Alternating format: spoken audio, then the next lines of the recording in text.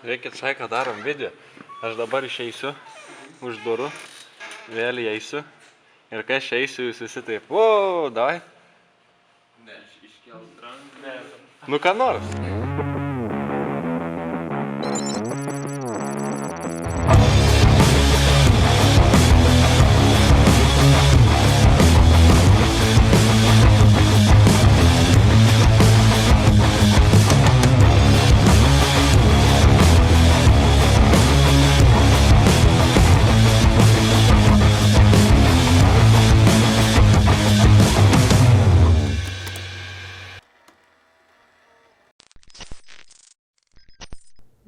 Aš Raimundas, esu alkoholikas.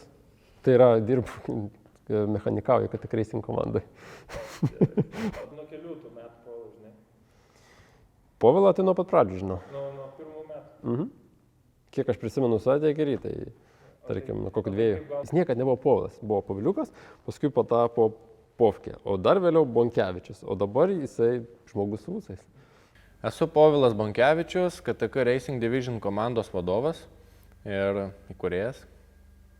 Šiaip Povilas ir technika, tai sakyčiau, jisai niekad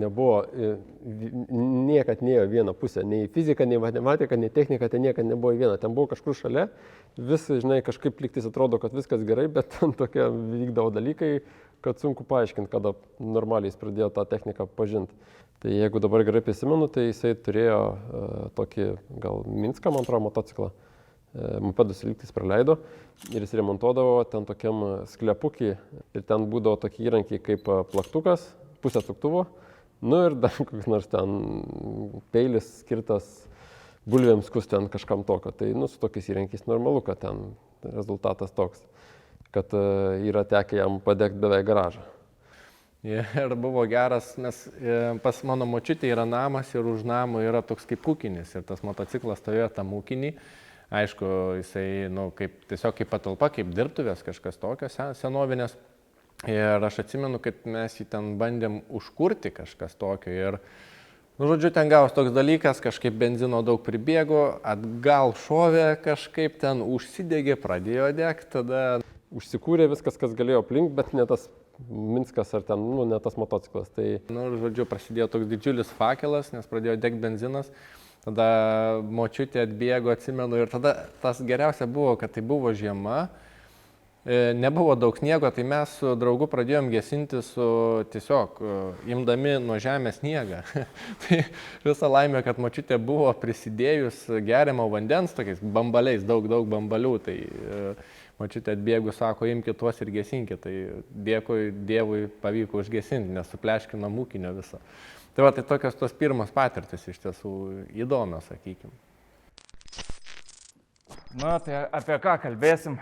Aš esu Rokas Zarauskas, vienas iš 3 KTK autoklubo įkūrėjų. Tai viskas prasidėjo, kai su Povilu kartu įstojom į KTK tuometinę. Jisai turėjo idėją, kad įkurti tokį klubą, tai buvo jo sena svajonė ir aš prie jo prisijungiau. Tai ta pradžios istorija ir buvo turbūt, kad mes su Daumantu ir Roku buvom tokie kaip bendraminčiai, kad, toks liaudiškas pasakymas, davai kažką darom kažką. Ir pirmiausia, tai buvo užklausa, tada turbūt departamento atsakingo už studentus ir mes apie tai pakalbėjom ir sakė, okei. Surinkit studentų parašus. Kad surinkti visus parašus vienos iš srautinių paskaitų metu, kur yra apie 90 studentų. Prasiuntėm lapą ir gavom srautinės paskaitos pilną parašų, už pusvalandžio grįžom atgal. Ir sako, oho, vyrai čia pasistengė, tiek parašų, tai turbūt čia rimtas ketinimas, kad norit įsteigti kažkokį kaip klubą.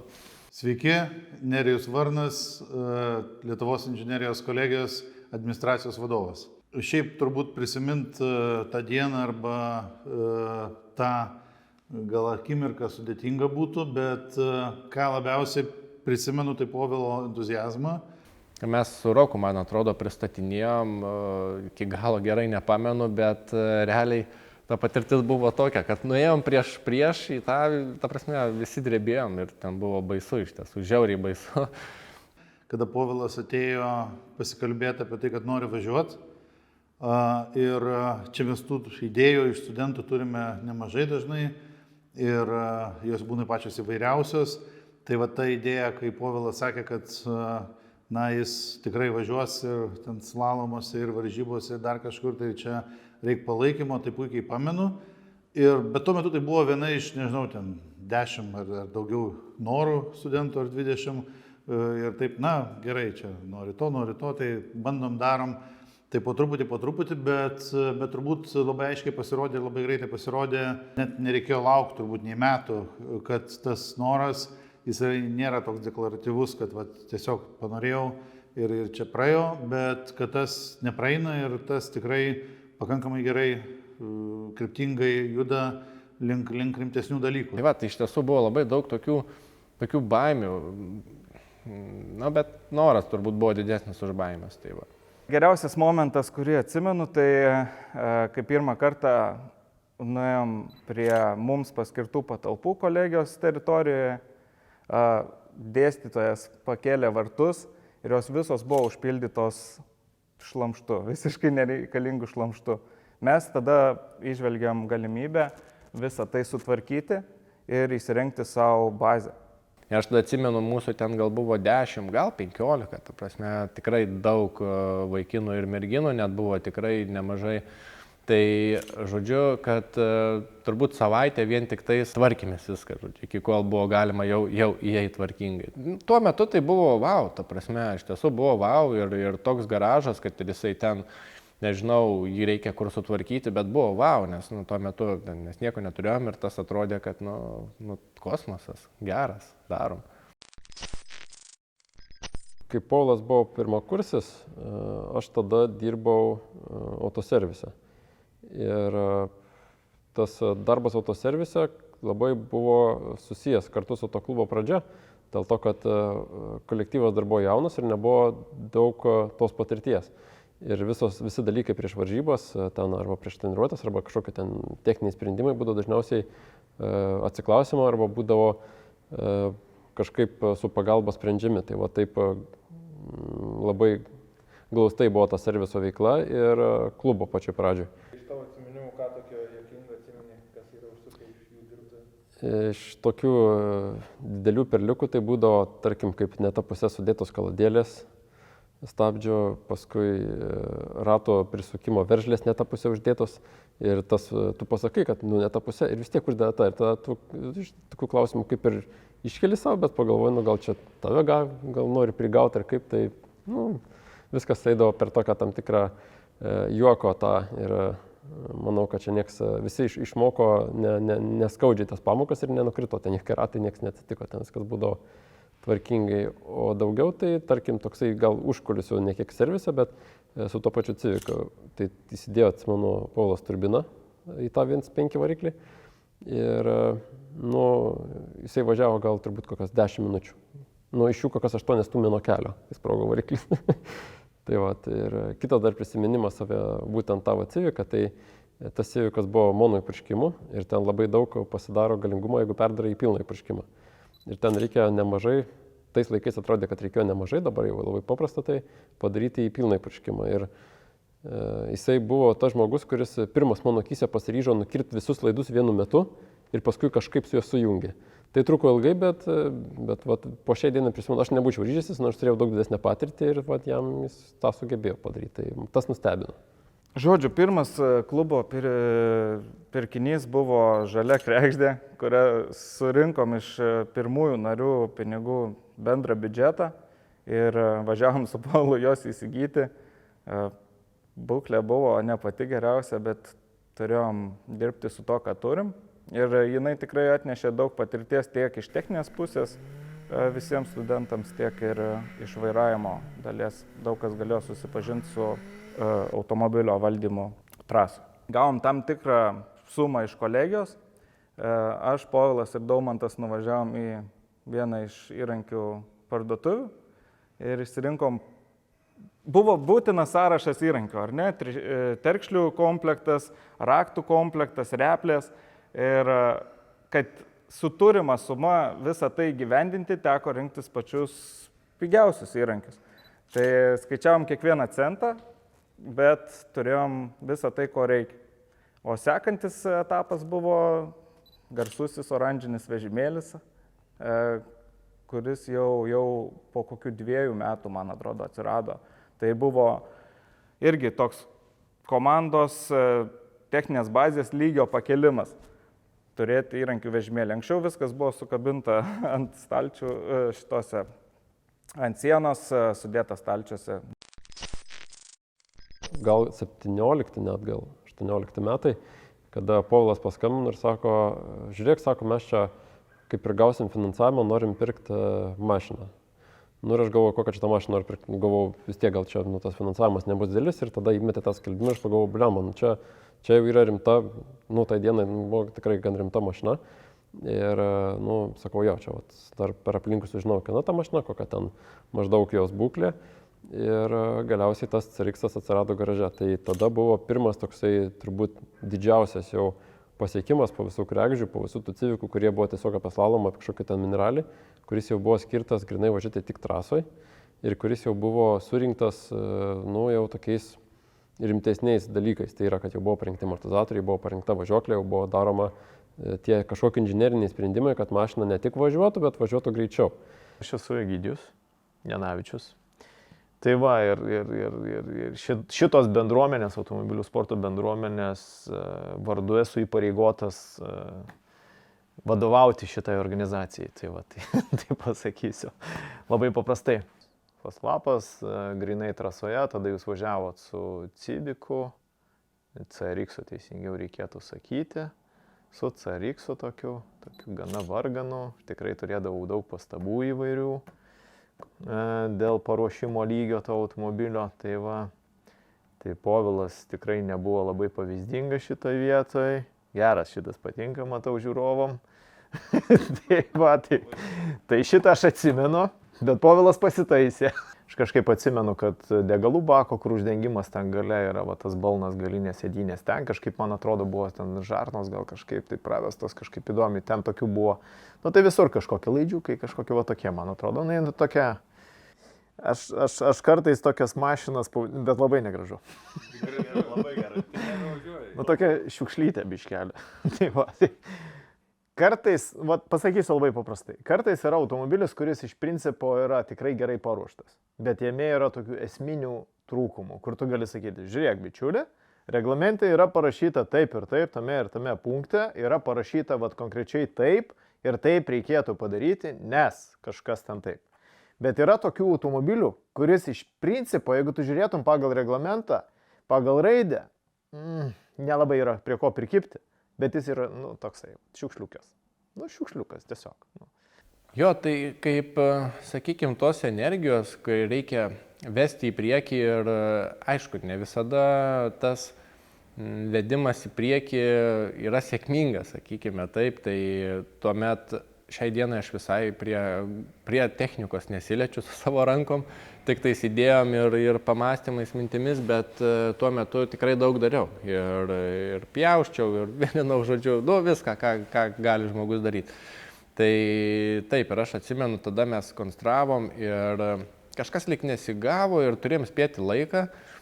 Ir aš tuo metu tada supratau, kad nėra laiko, gal, sakykime, tokia mini panika buvo, kažkas tokio, pasiėmiau tada, žodžiu, kampinį šlifuoklį į ranką, nes mums reikėjo kažką nupjauti. Aš neatsimenu kodėl, bet kažką mums reikėjo padaryti.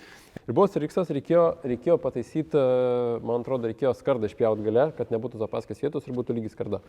Ir kaip visi žino, išskyrus Povilą, kad apačioje yra bakas. Ir jisai tik ką jūs čia neišpjovė, tai įsikūrė bulgarką ir pjauna. Esmė tame, kad jis pjovė ir per tą skardą, ir per tą baką. Tai realiai fizikoje niekaip negali būti, kad ten nesprogo, bet matai, kaip jis dar gyvas. Ir aš pradėjau pjauti pro dugną ir, žodžiu, ir visi bijojo aplinkui, nes suprato, kad ten yra kuro bakas. Aš sakau, davai varau, čia jo tikrai nekliudysim. Ir man pasisekė ten jį kažkiek įpjaut, pasisekė, aišku, turbūt čia dėkui Dievui nieko neatsitiko. Tai nesudegėm, nesusprogom, bet jo, čia ta viena iš tų situacijų, kuomet atrodo, turi imti ir padaryti. Ir paskui aš supratau, kad tas imti ir padaryti ne visur yra tas tikslinga, nes Tai nebuvo, aš neklausiau patarimų, aš tiesiog dariau. Tiesiog dariau ir paskui pasiekmes, kokios galėjo būti, supratau. Tai va čia tokia buvo viena pamoka, kad nebūtinai viską gali imti ir padaryti ir ne visur esi geras specialistas. Taip. Kai mačiau, kai jį kelinėjo, turbūt vežė filmuot, tai tokie, jausmai faini tokie, va, ta mašina, kur kažkada tai buvo ten tokia pirma, tai jo, gražiai skamba. Apie Andrių kaip apie asmenybę, tai aš šypsausi, nes jis man labai kelia tokią pozityvę energiją, iš tiesų labai teigiamą energiją, man labai patinka, koks jo yra požiūris. Ir šiaip galiu pasakyti, kad labai daug bairių yra buvę, labai daug ir negerų dalykų yra, visko yra buvę, bet gale dienos yra labai linksma, kai ir smagu, kuomet galima sutarti. Labas, aš Andrius, lenktynių gal pasaulyje daugiau žinomas Urta vardu. Sveiki. O kaip atrodė pirmą kartą žengus į tuometinę bazę, tuometinį dirbtuvės? Neatsimenu, kažkaip tada buvo, studentai, gerai. Man labiausiai patiko, tai aš atsimenu, kad Pofkės akis žibėjo ir jūsų akis žibėjo, tai tas buvo svarbiausio ten. Kur tai ašgi buvau matęs ten tų garažų visokių ir šiukšlynų, ir nešiukšlynų, ir gerų, ir blogų. Gerų gal nebuvau matęs, tai buvo sunku vertinti. Tai pirmas sezonas buvo, kai mes susipažinom su Pofke. Norėjusi važiuoti ir nusprendėm, kad reikia eiti į patį basic. Ir tas 2,5 kapas Janavičius, pradėjo konstruoti. Jo, pradėjo konstruoti, tai mes buvom net visi kartu susėdę, nes aš buvau su Pofke, aš, Ecka ir Janavičius, man atrodo, buvom tie, kurie sakėm, davai, čia gera idėja, reikia daryti, labai norim važiuoti ir taip toliau. Ir tada ta klasė susidėjo, tai tada buvo BIMas, tas jungtinis projektas, ten Pofkė turiu padangų, kažkas turiu kėbulą, kažkas turiu to ir kažkaip susijungė. Tai aš tada, net nemokėjau važiuoti. Tai buvo pirmas tikslas išmokti važiuoti, tai mes tadagi daug droždavom, varydavom daug trefkių. Tai pirmas tikslas tai buvo išmokti važiuoti. BIMas puikiai mašina buvo išmokti važiuoti, ten visą laiką galas bėgdavo, visą laiką skraidydavo kažkas ir man buvo sunku, aš ten tų mašinų buvau tik tai bombinių pabandęs ir tiesiojai, o su BIMu jau reikėjo posūkius daryti. Aš atsimenu kelis momentus su BIMu, atsimenu vieną momentą su BIMu, kur buvo toksai wow, kada mes ten kiekvieną trefkę arba vis ten kažkokį tai važiavimą pasigerindavom laiką, bet atsimenu ir vieną tokį, kur aš atsimenu važiuoju namo ir galvoju, jeigu da važiuosiu iki namų, sveikas gyvas. Ant tiek buvau išvargęs, aš atsimenu, kad aš galvoju, reiks stot apsivemti, taip atvirai sakau, galvoju, šakis. Su BIMu, kai važiavau 2 valandas Latvijoje, va šis toks prisiminimas buvo taip, kad man vaidentis pradėjo ant galo. Tai jau tadagi žinojom, kad jau kiti ruošiasi mašinas ir kad jau sekančiais metais šviečiasi, kad jau bus daugiau, ir plus BIMas ir tas 2,5 jau jie nebuvo konkurencingi tarpusavy, buvo visiškai skirtingos 2 mašinos. Plus nebuvo tų reguliavimų tokių, o aš buvau visą laiką už tą reguliavimą, už tą teisybę, už tą, kad būtų vienodai ir kad tik tai driveriai atsiskleistų. Ten labai daug didelių minčių nebuvo, reikia imti ir viskas. Plus man dar ir imponavo, kad Egidijus pats buvo padaręs tą mašiną. Jo, tai buvo pirmasis E90, paruoštas jau tada, sakykime, Latvijų inicijuotai BMW 325 Cup būtent klasiai, kuris ir buvo tinkamas mūsų tavai BMW 2500. Tai va, tai yra pirmas automobilis, kurį jūs paskui įsigijote. Įsigijo arba Andrius Čilvinas įsigijo ir vėliau ant jo buvo uždėtas Kalašnikovo automato lipdukas ir jisai buvo ne kartą sugadintas kėbulas. Tai va, bet aš džiaugiuosi, kad Andrius išliko sveikas visais atvejais. Vadinasi, automobilis buvo padarytas teisingai. Pagal nutilėjimą pagrindinis buvo, kodėl reikėjo 2 mašinų, nes greičiausiai sprinte aš sudaužysiu mašiną. Tai 2 valandom neliks.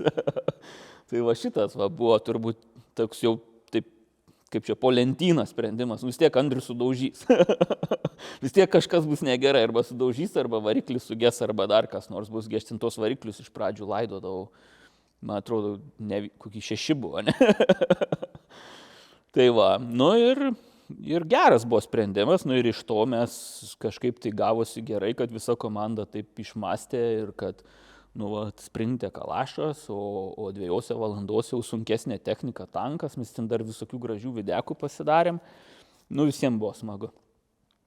Tai o tos lenktynės ir yra, kad ir komandai būtų smagu, ir vairuotojai, ir dar geri dalykai gausi. Atsimenu, sezoną važiavom kartu dviese su Andrium 2 valandose, tai dažnai gaudavo tokia patobulintą, paturbintą, jau ten nubraukta ar kažkur nuo sienos, ar su kita mašina automobilė, ten su kokia šakia išmušta, ar ten vairų kreivu. Tai buvo įdomu, ta prasme, ir tekdavo su to automobiliu finišuoti, važiuoti. Buvo sunkios varžybos, Estijoje, kai visą laiką ten labai karšta, man atrodo, kokie 3-3 buvo.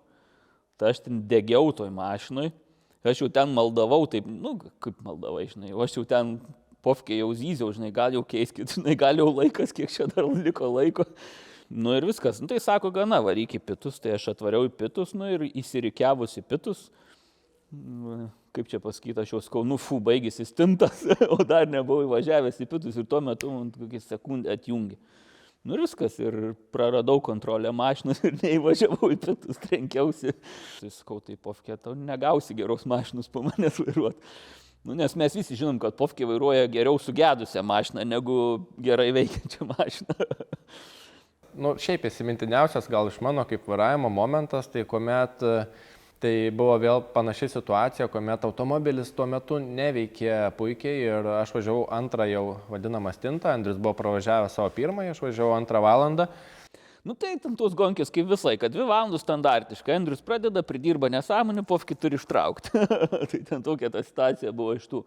Ir mes turėjom radio pasikalbėjimo ryšį ir mes būtinai turėjom aplenkti savo tiesioginį konkurentą, kuris gal buvo ten už 30 sekundžių priekį, likus kokiem, nežinau, gal 20 ratų iki varžybų pabaigos. Automobilis nevažiuoja kaip turi būti, kažkoks ten kompiuterio klaida ir, žodžiu, ir aš važiuoju su ta technika taip kaip galiu ir matau, kad, no way, ta prasme, nebus šansų pavyti ir neįmanoma. Aš nežinau, koks aš ten geras poteris ar negeras, bet aš susidėjau ten, žiūriu, pofkė, su pofkė kalbu, sako, čia neįmanoma atgrot. Aš tai priminčiau, skau įmanoma. Ir atsimenu, Andrius ant tų ausinių visą laiką prakabojo, visą laiką rėkė, motyvavo, varyk ir neleido nei kiek atsipalaiduoti. Visą laiką sako, varai, sako, pofkė, varai, davai. Ir varėm, ir ten pofkė gerai sekėsi, ir mes nematom jo, jisai tylėjo, aš tik tai girdžiu, kad kažkas. Tai buvo momentas, kad Andrius rėkė į raciją ir aš žinau, kad negali būti kitaip, turiu kažkaip aplenkti, kažkaip sugebėti ir aš atsimenu tada kažkaip išorę, kažkaip ten kažkas įvyko. Ir žiūrim, visi išlėkė pofkė paskutiniam posūkį ir imam ir paėmė ir man atrodo, kad atkirtom podiumą, ne tada? Tai aš tada keikiaus dar videkas yra visi. Ten buvo vienas turbūt iš tų, kur, kaip čia, golas paskutinė sekundė arba 2 taškis paskutinė sekundė, ne, kai laimi varžybas, tai ten buvo, dėva. Tai bet mašina buvo bloga, tai pofkė ištraukė. Būtų buvo gera, būtų neištraukęs.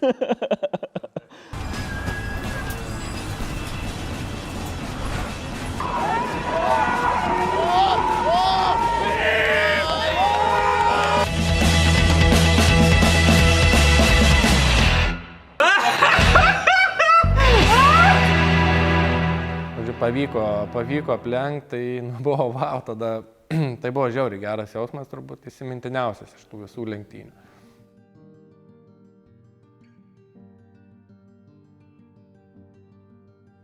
Aš manau, kad dabar komanda daro viską geriausiai savo resurso kontekste. Tai kad tas resursas jisai išaugtų, tiek kompetencija, tiek žmogiškas resursas, tiek finansinis resursas. Natūralu, kad su finansais bus ir bazė, bus ir automobiliai. Po tų 10 ar 20 ar kiek metų aš manau, kad linkiu lošti aukščiausio lygoje. Ta prasme, jeigu kalbėjau pradžioje apie NBA, turbūt, nežinau, kas galėtų būti dar geriau, kokia siekiamybė kiekvieno krepšininko. Tai ir šičia turbūt lyga yra, bet reikia ir to viso backgroundo, automobilio ir techninės bazės ir kitų dalykų, kad galėtume galvoti, kad tas Mercedesas ar ten tas Porsche, tai nėra kažkoks stebuklas ir tą komandą turi ir su tuo važiuoja. Bet aišku, tai nėra paprasta. Tai galbūt toks palinkėjimas, kad taip susiklostytų visos aplinkybės ir tas kryptingas darbas, kuris vyksta, kad jisai privestų prie to. Tai pasiilgstu šito klubo bendruomeniškumo ir komandiškumo dabartiniai savo aplinkoje ir linkiu visiems, kad to neprarastumėt. Iš esmės, jo, biški kažkurią dieną galvojau apie tai, kad ko norėčiau palinkėti, tai klubui tikrai neturiu kažko. Jūs viską darot super. Tiesiog naudodamasis progą noriu paskatinti kitus žmonės palaikyti šitą klubą, remti, visai prisidėti, kad jie ir toliau augtų.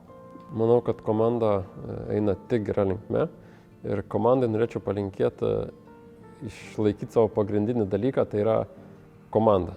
Būtent žmonės, komanda, dėl to, kad visas mano manymų stiprumas komandos yra tose, realiai žmonėse, kurie pačiam tam branduoly, kurie tą produktą sukuria. Tai manau, kad čia stipriausias dalykas ir jeigu tas įsilaikys dar po 10 metų, manau, kad čia bus dar daug visko, daug nuveikta ir čia bus tikrai dideli žingsniai žengti ir išeita į Europą į visur. Ir, turėtų būti labai džiugu grįžti po 10 metų, jeigu pavyks vėl taip pat viską tą timelainą pražiūrėti ir vėl prisiminti. Judėti tuo keliu, kuriuo juda. Tikrai tas kelias teisingas. Palinkėčiau tarptautinių lenktynių. Manau, komandos svajonė ir tada buvo, ir dabar turbūt nedingo, kokias 24 valandas suvažiuoti. Tai palinkėčiau to, palinkėčiau kapai, kad niekur nedingtų. Jie, aišku, keisis, judės į priekį, bus vienokie kitokie kapai, bet kapas yra iš tikrųjų lenktynių pagrindas. Tai linkėčiau tokių dalykų. Ir aišku, nepamiršti, kad visur yra žmonės. O lenktynės yra apie tai, kad keltų džiaugsmą. Ne? Tai tokie dalykai. Povilui linkiu išmokti vairuoti tvarkingą mašiną.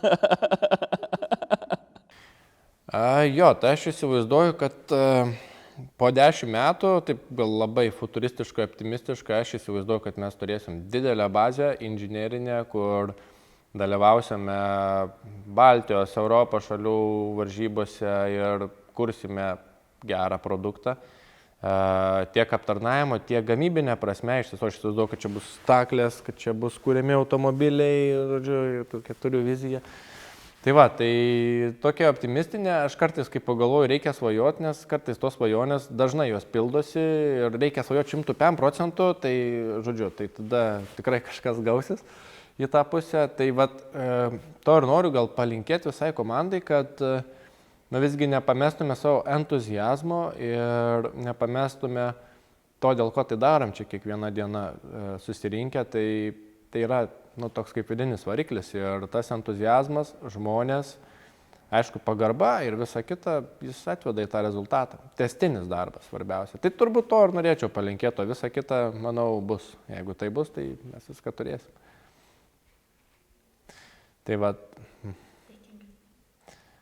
Esu labai dėkingas visam kolektyvui, kurio yra nežmoniškai daug. Tikrai ne ant 2, ne ant 3, ne ant 10 rankų turbūt nesuskaičiuosiu. Per visą šitą laikotarpį buvo labai daug žmonių, kurie prisidėjo prie to tiek per tuos 10 metų, tiek šį sezoną. Tai esu labai dėkingas visam šitam kolektyvui, visiems aplinkiniam žmonėm, visiems partneriam, kurie sukuria visą tai.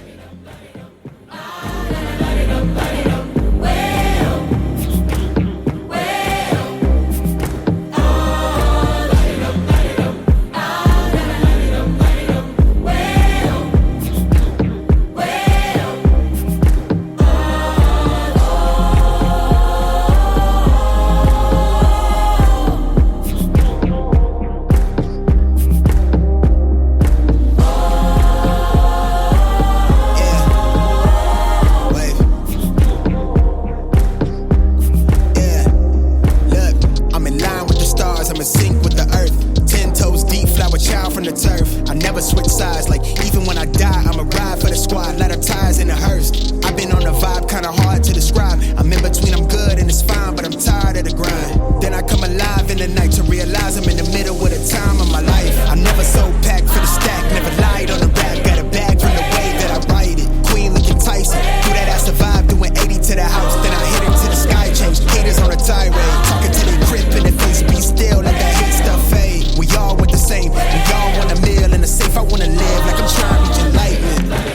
from my lips, feel bent from the bip. Take a sip till I pass out. Try and get grit, but it don't make sense. Cause you can lose life on this fast route. Yeah, turn thoughts to a cash cow. I might flip that to the glass house. I don't need the accolades, I'm in love with the chase. I just wanna eat, save a spot at the table. Beast with the slap, pin myself on the map. You long with the wind, but we knowing that it's cap. 5-hour flights, couple nights at the flat. To be real, couldn't see me making moves while I'm at. I'm still on the grind, limit time when I chat. I'm burning down sage, keep the demons away. When I write it, give a piece of myself to the page. I don't do it for the praise, love, that's just how I'm made. Truth in the glass in the mirror. Do it at me, old man, tryna pass in the fear. You're the first one to talk, but the last one to hear. Eyes blurry, but I couldn't see the ass, and he cleared down. Start to feel like I'm on one. Settle in, I'll be here for the long run. I'm a slave for the cash, got snakes in the grass, no brakes on the ad, but it's all fun. We done seen it all, heard it all. Heard enough, give me space before I murder y'all. 10 bad bitches here, I'ma curve them all. 12 missed calls, and I still made a curtain call. Here to light it up, lighten up. Hear him talking, they ain't right enough, tighten up. Everything that I came for, I left with. I don't bang sets, I just bang on the set list. Going past supper when I came for the breakfast. Put me in your prayers, I might put you on the guest list. Young niggas and me reckless. Gold in my soul, got the same on my necklace, bitch.